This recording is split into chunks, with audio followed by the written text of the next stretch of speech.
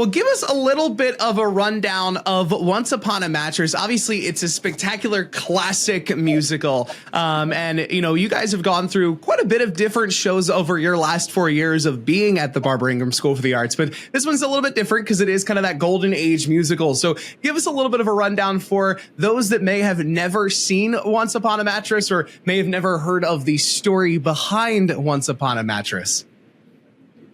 So Once Upon a Mattress, it's based off of the classical Hans Christian Andersen story, The Princess and the Pea, except it has a little bit of, it's not exactly the same. It has a bit of a unique twist to it. Basically, the Queen Agravain, she has put out a proclamation that until her son, Prince Dauntless, gets married, that nobody else in the kingdom can get married either.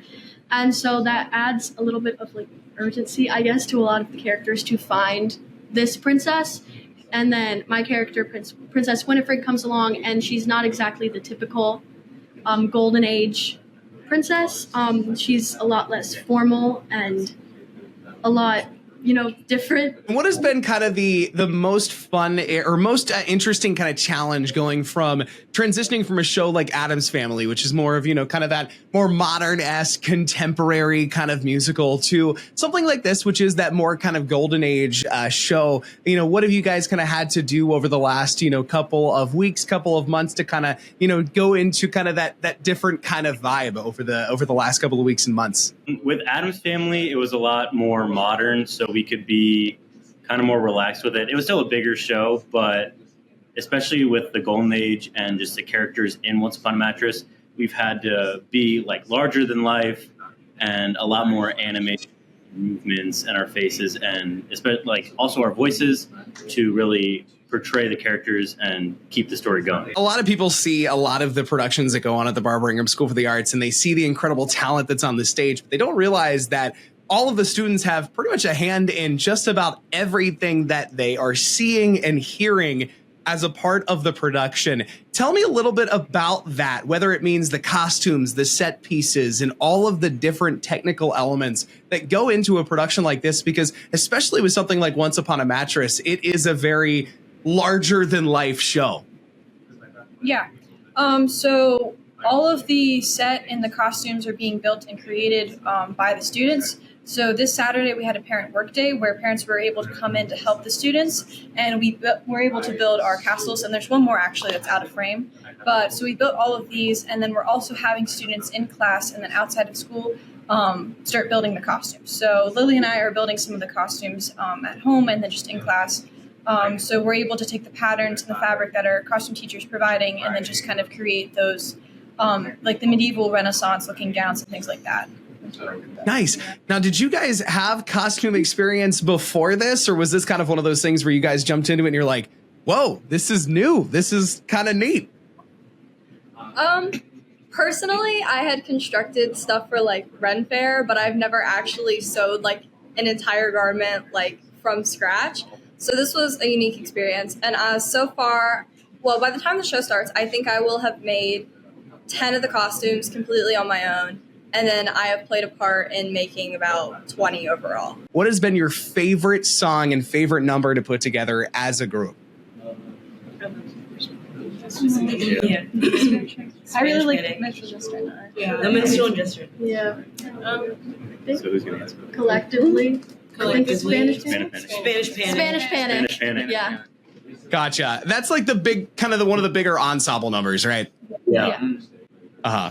Gotcha. And what has it been like kind of putting this show together as a group? Obviously, you guys being the seniors, this being one of your final shows, you know, what has it meant to kind of have this show as that kind of final show, being that, you know, really, it's a really fun show. It's a classic, and it's just such a, you know, a fun experience to kind of put it together. What has it been like, you know, kind of putting a bow on your 4 years of Barbara Ingram with this production? Having this show as our final production is really exciting. It's a really nice and fun show.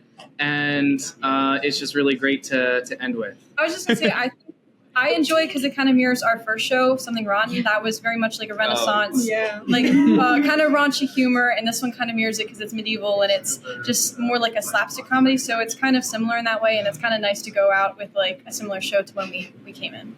Uh-huh. And obviously you guys just a few days ago did a little bit of a kind of a press tour, a little bit of a media blitz, going around to some different locations. What is kind of a highlight of doing something like that? Because I know it's a little bit different from obviously putting the show on stage. You're going around to, some nursing homes and to Board of Ed, to the city hall, to different spaces like that. What is kind of, your favorite memory of doing those kinds of events that are kind of tied in? Because I know as an alumni, one of my, favorite parts of, doing the musical was all of those kind of extracurricular pieces where it's like, hey, we get to get out of the school for a little bit and kind of go on those extra little field trips kind of outside of the production. Yeah, it's definitely really cool, especially because we did go to the nursing homes, and this is a Golden Age show, so most of them actually knew what the show was, and a few of them actually played in the show, whether it was a part or like in the pit, so that was really cool that they kind of knew what we were talking about. But it's also really fun to like get our names out there, because this may not be a very well-known show now, but the fact that we've gone out and have been able to talk to different people and see what their different reactions to the show is was really fun and cool to just sing in front of everybody. That's awesome. Yeah, it's kind of similar to like my freshman year. We did Thoroughly Modern Millie, and it was a show that wasn't necessarily one that was like a show on the map, but it kind of put the show on the map per se. So it's kind of cool to kind of see that. And I know, I was talking to Mr. Ryan about it. You hear some of the songs kind of play in your head as you're, talking about the show. And I imagine as you're building all the sets, you're probably kind of hearing that. What's the experience like working with your parents whenever you're building kind of the set pieces? Because I know I had my dad with me kind of putting together some of the set pieces throughout my like junior and senior year. What is that experience like doing some of those parent student kind of build days and things?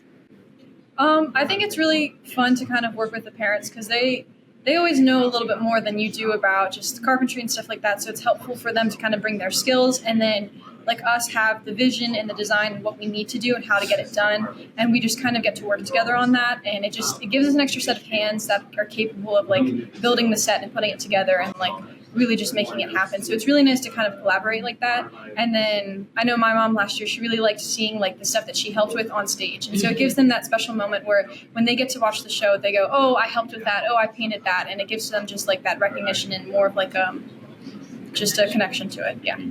Right on. And sweet, for anybody who is thinking about snagging tickets for April 5th, 6th, 12th, or 13th coming up next month, what is your elevator pitch to them for coming to see Once Upon a Mattress coming up?